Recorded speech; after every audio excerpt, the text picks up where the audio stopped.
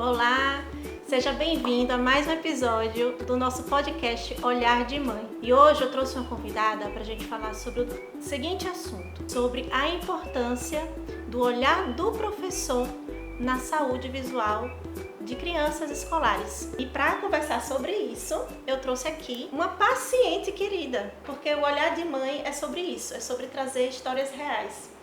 E eu trouxe a Juliana. Seja bem-vinda, Juliana. Muito obrigada por ter aceitado o convite. A Juliana, ela é minha paciente. A gente se conhece já há alguns anos, né? Sim. E eu tive a experiência, assim, logo quando eu cheguei em Aracaju, acabei de chegar em Aracaju, depois da minha especialização. E a Juliana veio até mim porque ela tinha, por uma demanda dela, né? Há algum tempo já na vida dela, ela tinha estrabismo. E por causa disso, ela veio até mim porque queria corrigir o seu estrabismo. E nós avaliamos e tivemos a experiência da cirurgia juntas. E estamos nessa caminhada aí desde 2014. Mas nessa caminhada juntos, ao longo dos anos, quando eu menos esperava, eu recebia crianças que foram encaminhados pela Juliana, porque eu descobri que a Juliana é professora. E aí a Juliana orientava que os seus alunos me procurassem para serem avaliados, ou seja, eles tinham algum sintoma oftalmológico. E aí, foi aí, Juliana, que eu disse, ela é a pessoa perfeita para poder a gente bater esse papo. Porque hoje a gente vai falar um pouquinho sobre a sua história, você vai falar, mas hoje o nosso principal intuito aqui é conversar, Juliana, sobre o seu olhar, você como uma professora. E, Juliana, então eu quero que você agora se apresente, seja bem-vinda, fale sobre você, seu nome, enfim, se apresente para o nosso ouvinte e conte aí em relação à sua profissão. Você é professora, mas como você trabalha nessa profissão?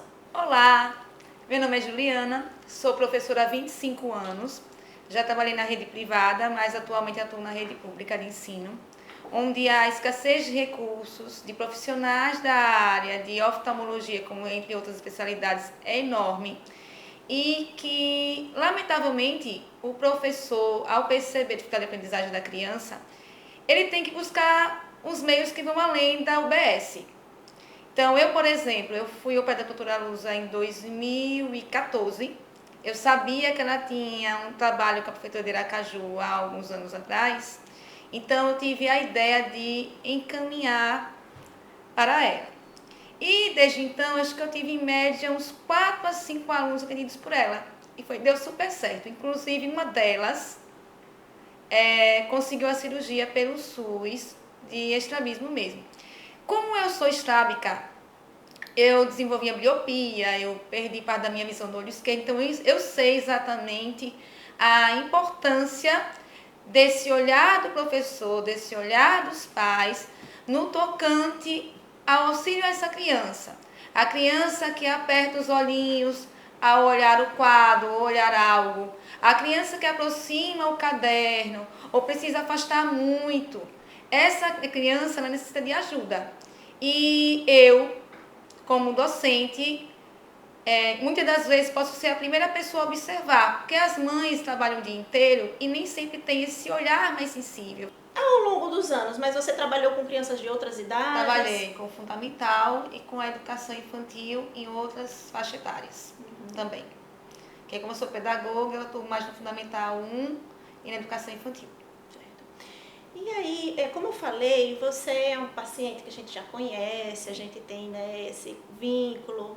E aí, me fale um pouco como foi que a sua experiência, porque você é professora, então você naturalmente convive com as crianças, observa que algumas têm dificuldades na visão.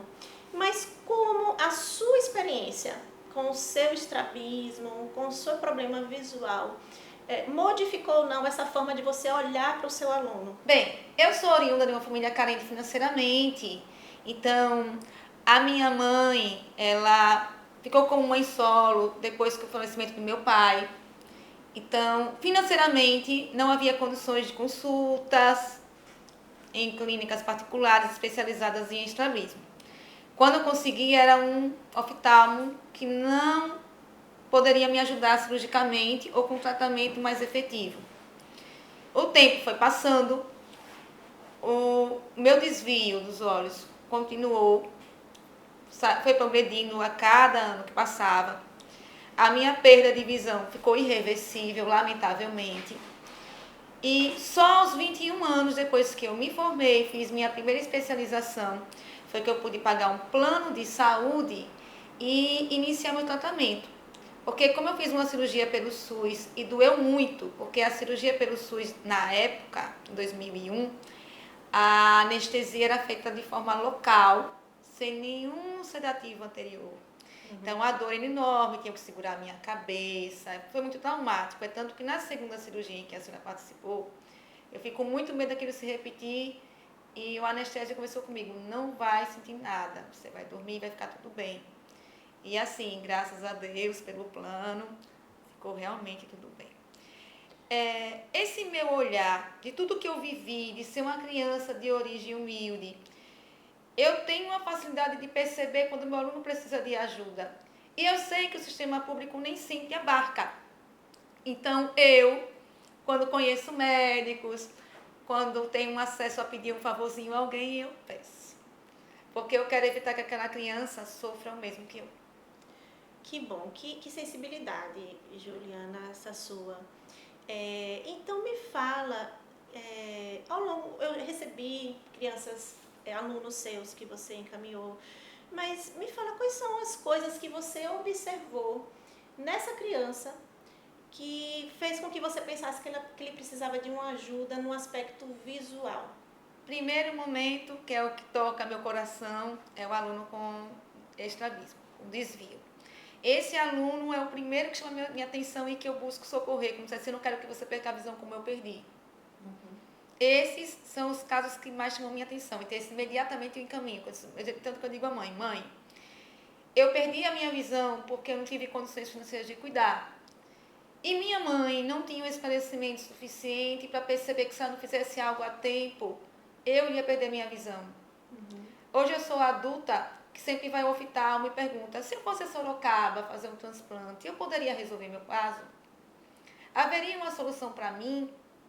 E lamentavelmente hoje não há. Eu perdi a minha visão do olho esquerdo, tenho só 10%, e eu me sinto triste por isso. Eu queria poder fazer algo por mim, não posso. Então, acho que a minha missão, já que eu não posso fazer por mim, que eu possa fazer pelas pessoas que passam, que transitam pela minha estrada, que são os meus alunos, que nada nessa vida é por um acaso. Eu estou no Bairro América, porque eu cresci no Bairro América também, eu passei para a minha infância ali. Então, Deus me deu o privilégio de voltar e reescrever minha história no mesmo lugar em que eu cresci e que eu passei muitas dificuldades. Então, hoje eu tenho a chance de olhar para os meus alunos e dizer que vale a pena, que eu sou um deles, que eu consegui. Hoje eu sou servidora pública, concursada.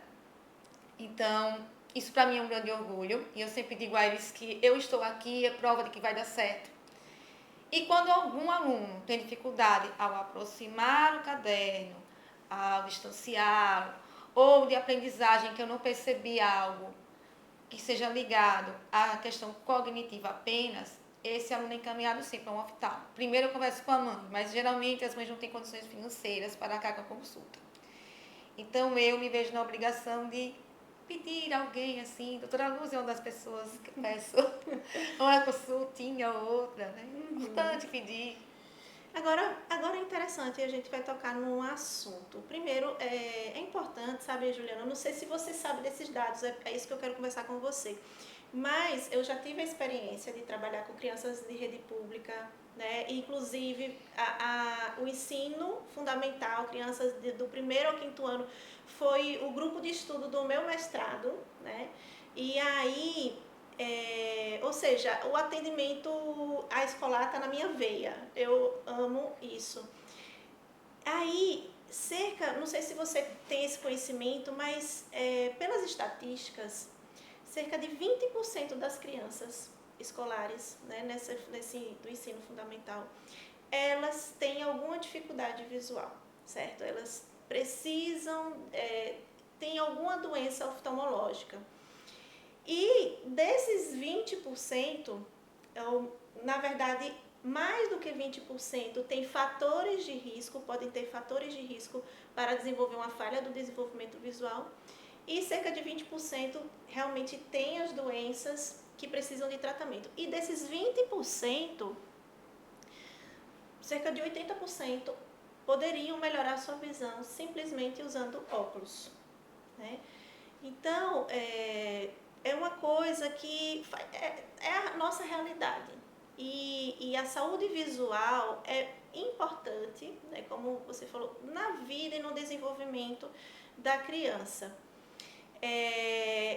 Eu queria saber de você, Juliana, existe algum tipo de capacitação, você como funcionária pública municipal de 2 municípios, existe algum tipo de conscientização ou de capacitação de vocês, professores, para identificar ou para valorizar essa saúde visual nos seus alunos? Então, atualmente, como principalmente na rede pública de ensino, estamos recebendo alunos atípicos, típicos. Nós participamos de várias formações, no tocante a identificar dificuldades de visão, de aprendizagem, ligada a alguma deficiência física ou não. Então, a questão oftalmológica, claro que a gente não vai conseguir fazer aquele teste, que é Da medida da visão, da medida né? da visão que vocês fazem. Sim. Que geralmente quem faz isso é o oculista também, né? Esse Não, técnico, na né? verdade, são os agentes de saúde, né? Os Também, agentes de saúde também conseguem. podem fazer esse teste. E como é essa capacitação para identificar problemas de visão na criança?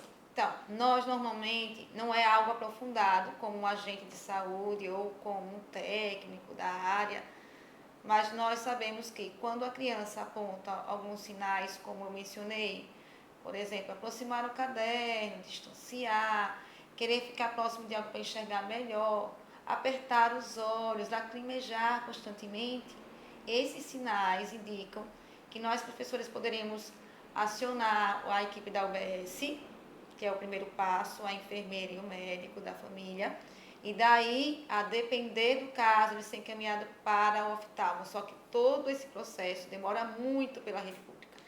Como é que você, professor, que vai acionar o OBS, ou você fala com sua diretora e a diretora aciona? Como é que funciona?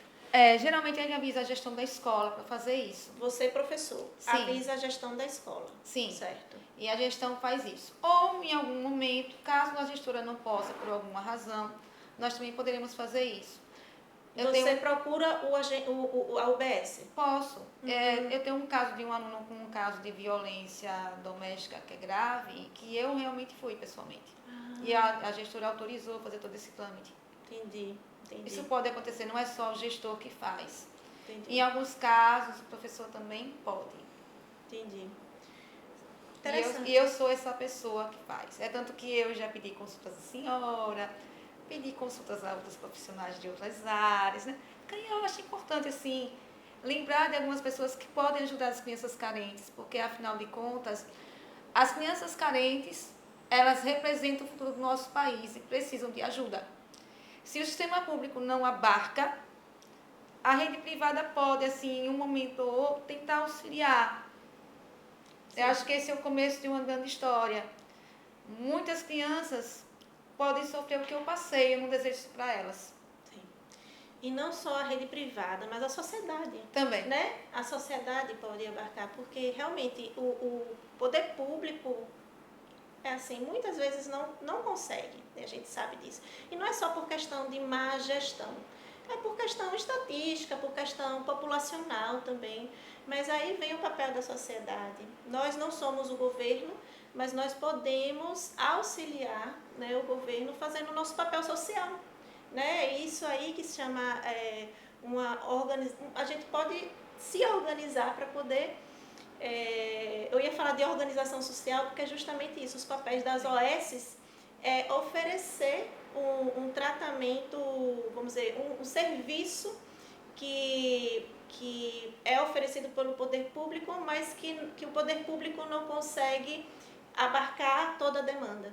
Mas não precisamos depender das ONGs, não precisamos só depender, na verdade nós podemos auxiliar essas ONGs, nós podemos cumprir o nosso papel social, né? Fazendo nossa parte, sendo profissional de saúde, sendo professor, ou simplesmente sendo um voluntário, né?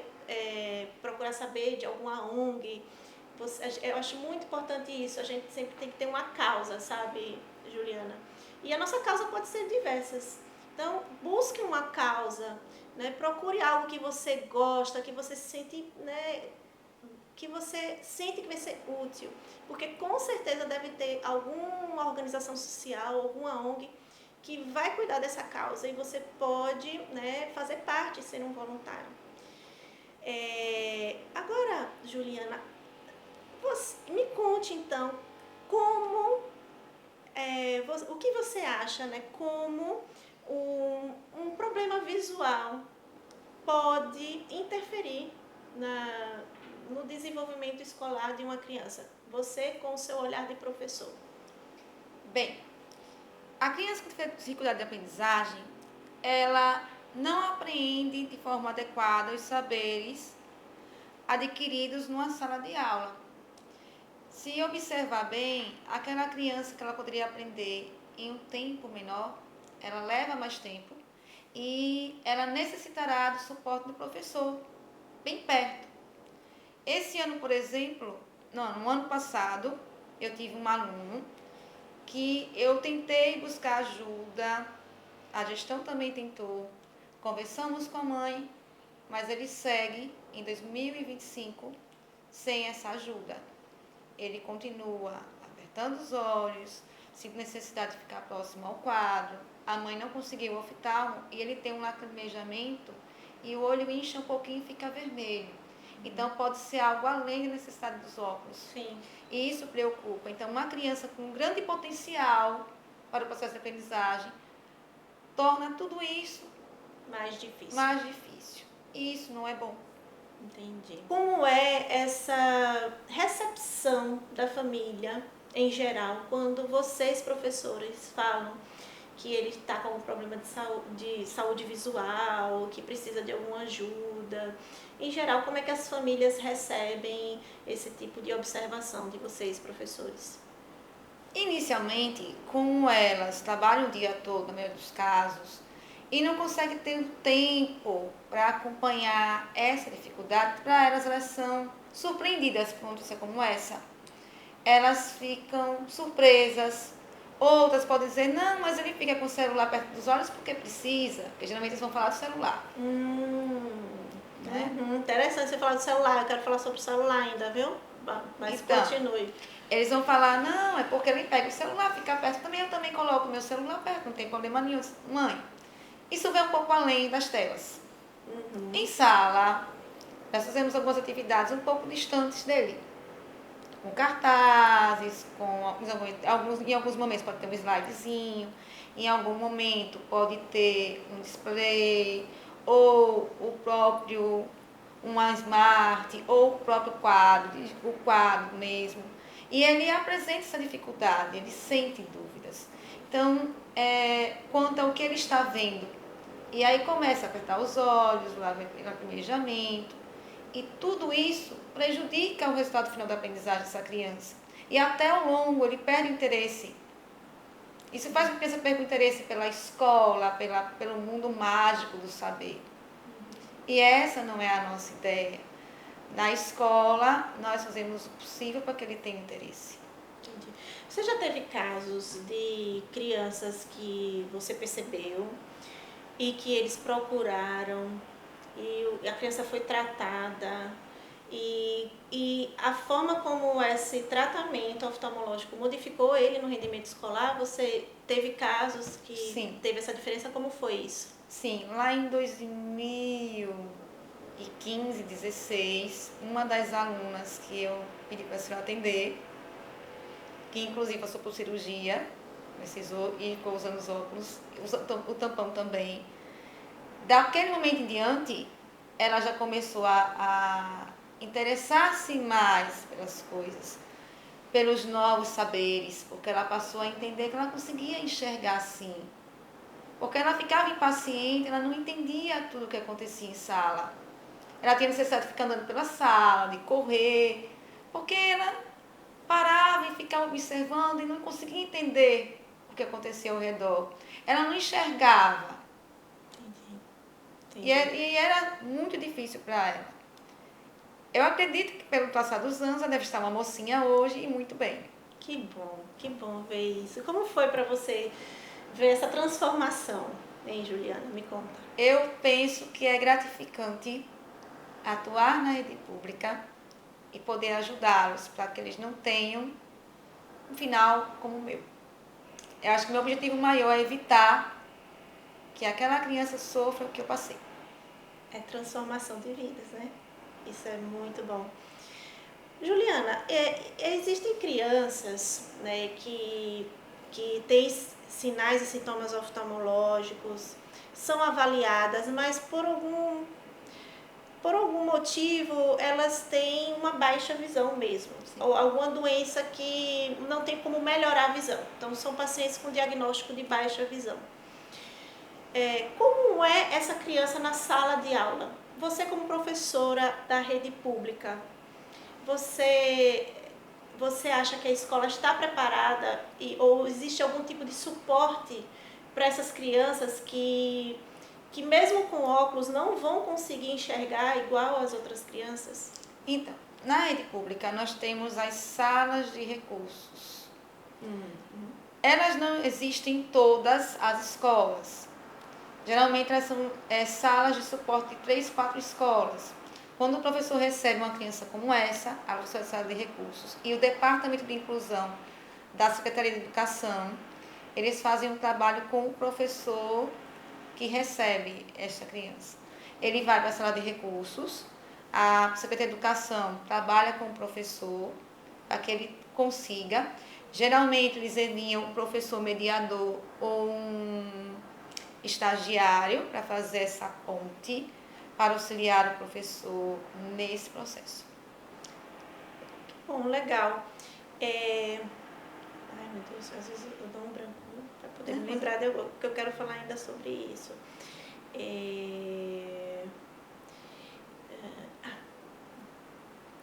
Legal, mas para que isso aconteça, eu estou perguntando isso porque às vezes eu recebo crianças que têm baixa visão e a própria família às vezes não é muito consciente sobre a limitação da criança. Por quê?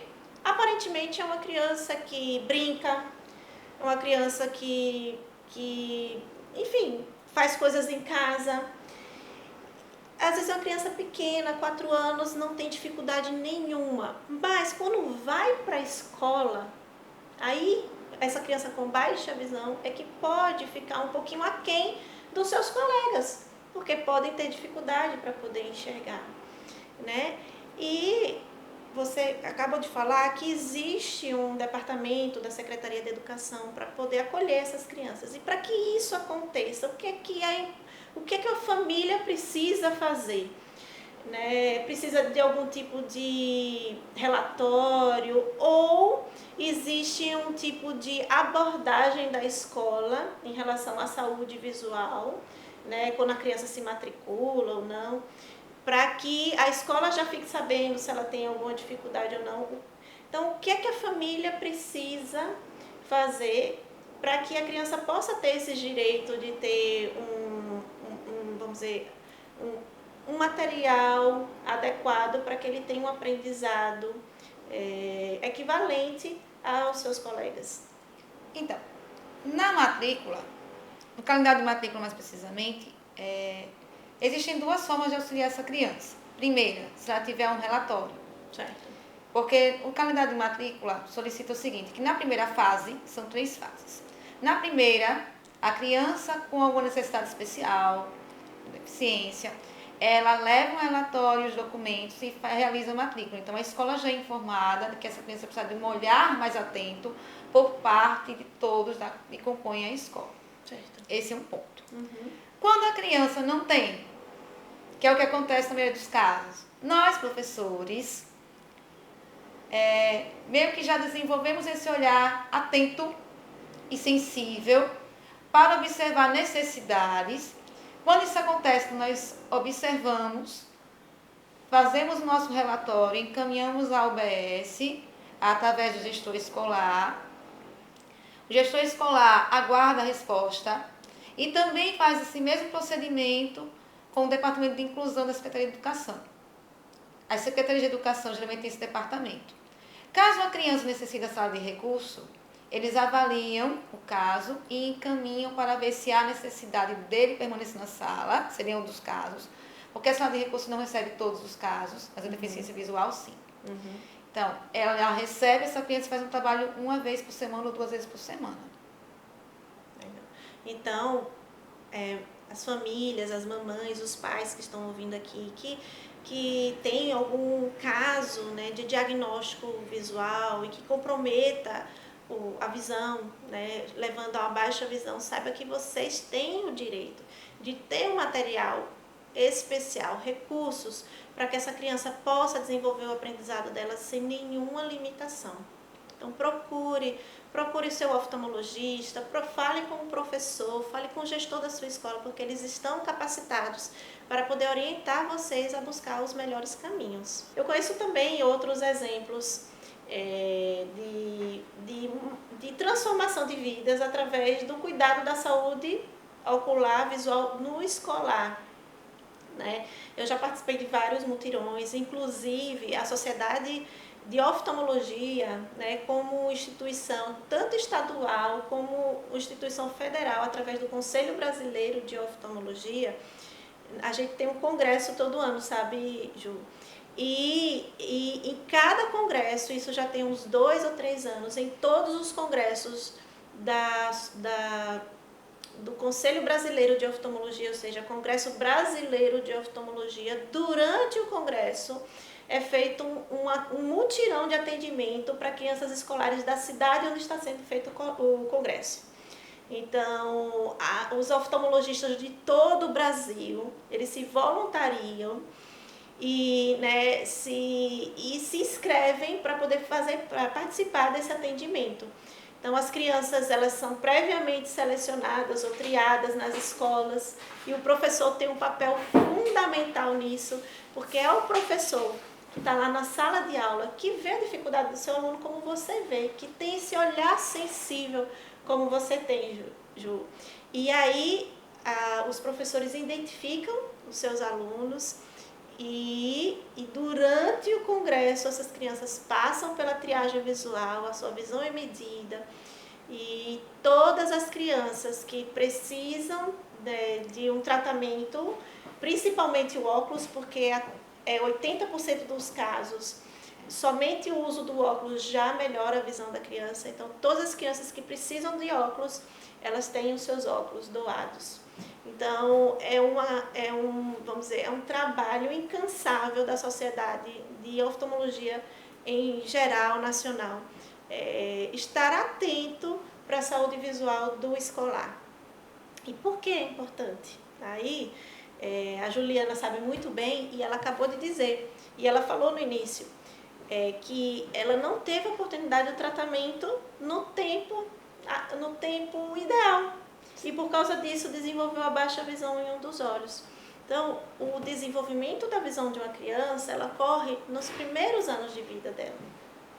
Então, é nesse momento em que a gente precisa identificar se a criança está tendo alguma dificuldade, se tem alguma doença que possa comprometer esse desenvolvimento visual.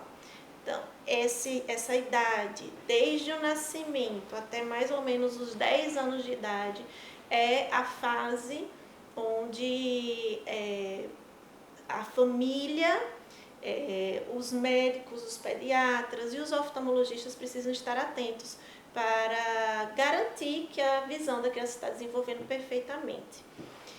E outra coisa também, sabe, é importante também salientar que a Sociedade de Oftalmologia Pediátrica, ela estabelece diretrizes para o atendimento. E eu não sei, Juliana, se você está percebendo essa modificação de conscientização nas famílias dos seus alunos. Porque existe uma diretriz que orienta que a criança, a partir de 1 ano de idade, ela já pode ter a sua primeira consulta oftalmológica. E com até 3 anos de idade, no máximo 5 anos, ela deve ter a sua primeira consulta oftalmológica, porque é como se fosse uma idade assim, limite, para que eu possa identificar algum problema, se ele existir, e conseguir tratar a tempo para que ela não tenha sequelas durante a vida adulta. Então, é uma coisa que já está delimitado e aos poucos a gente tenta conscientizar as famílias dessa importância.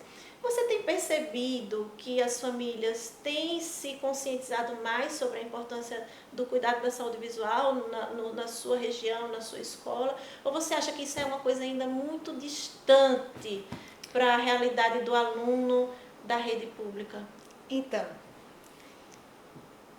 com toda a franqueza, para as famílias de classe média, é algo que eles já conhecem, faz parte da vivência, tanto que o bebê nasce, tem um teste do olhinho, e a partir daquele caminhar a outras consultas oftalmológicas.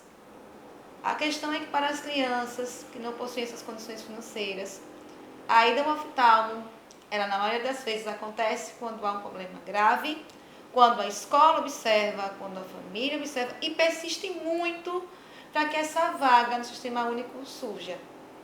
Ou via a Secretaria de Educação, ou via a UBS, porque essa consulta só sai dessa forma. Ou quando a professora faz umas coisas assim como eu gosto de fazer, pedir uns favores aqui, uns favores ali, e a consulta aparece. Ai, verdade, Juliana. É uma realidade ainda distante, né? Mas aí que está o nosso papel. Nós precisamos fazer a nossa parte, né? E você está fazendo a sua parte. E eu agradeço por você lembrar de mim também, para poder a gente juntos, nós todos juntos como sociedade, podemos fazer a nossa parte para que essas crianças tenham também o acesso à saúde visual. E aí também a importância dos atendimentos, dos programas sociais para o atendimento de saúde visual em crianças escolares. Então, se você conhece na sua cidade ou na sua região alguém, algum voluntário, alguma ONG que trabalhe com isso, faça a sua parte, contribua, porque isso com certeza vai impactar, né, a vida de uma criança para todo o futuro dela. Então, Juliana, eu agradeço muito sua presença aqui. Foi muito bom conversar, foi muito gostoso conversar com você e muito gratificante. E eu queria que você deixasse sua mensagem final, o seu recado para as famílias, para os pais, para as mães. Qual a mensagem que você quer deixar para eles a respeito dessa importância e desse olhar, o seu olhar? Para mim, primeiro como profissional e paciente, agradeço por todas as vezes que eu pedi carinhosamente uma consulta para os meus queridos alunos. A senhora não sabe, mas estão comovidas e eu agradeço, principalmente de Lu. Que Lu, bom. minha cuticute, que eu sinto saudade, ela tá uma moça, então assim, principalmente por causa dela, que eu não esqueço nunca. A senhora não sabe, mas fez um bem enorme a ela, como também fez a mim, eu agradeço. Quanto aos pais, é em suma importância que qualquer sinal, por mais simples que possa parecer, ele deve ter um olhar mais atento por parte dos pais também. Aquela criança que aperta os olhos, que lacrimeja constantemente ao celular, ou assistindo TV, ou lendo um livro, ou aproximando demais ou afastando, dor de cabeça constante. Esses pequenos sinais que parecem bobos, eles parecem sinais bobinhos. é coisa de criança. Não é coisa de criança. E, por essa razão, este olhar mais atento, a busca pelo profissional, que de início na rede pública ocorre através da UBS, caso demore um pouquinho mais, pode ir à Secretaria de Educação do município, ver o que pode ser feito, mas nunca deve deixar de ser feito.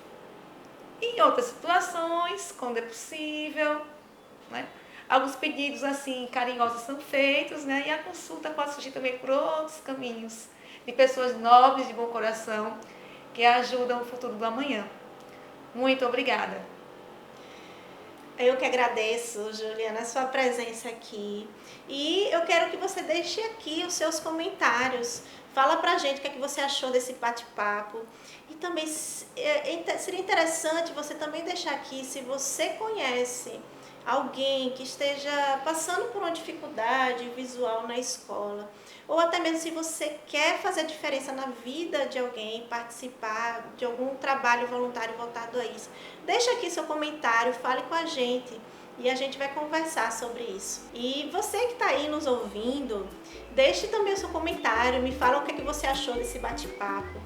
E se você conhece alguém, alguma criança, algum estudante que está precisando de ajuda, deixa aqui também seu comentário. Ou se você também quer fazer parte de algum trabalho voluntário, ficou tocado sobre essa necessidade, né, que é uma necessidade global de saúde pública, e gostaria de fazer a sua parte, também deixa aqui seu comentário, vamos conversar. Saiba que existe tratamento, existe a possibilidade de a gente fazer a diferença na vida de uma criança, né, melhorando a saúde visual dela. E às vezes somente um óculos pode fazer toda a diferença. Sabe, uma forma também, se você quer fazer doação dos seus óculos, também entre em contato. Por quê? Porque muitas vezes a criança passa na consulta, mas não consegue comprar os seus óculos. Então a sua armação antiga ou que está em bom estado de conservação pode ajudar uma criança escolar.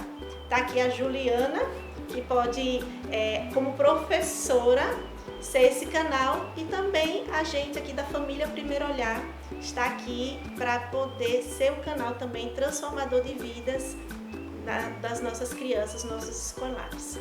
E não esqueça, se inscreve aqui no nosso canal, deixa o seu like e eu te vejo no próximo episódio do nosso Olhar de Mãe.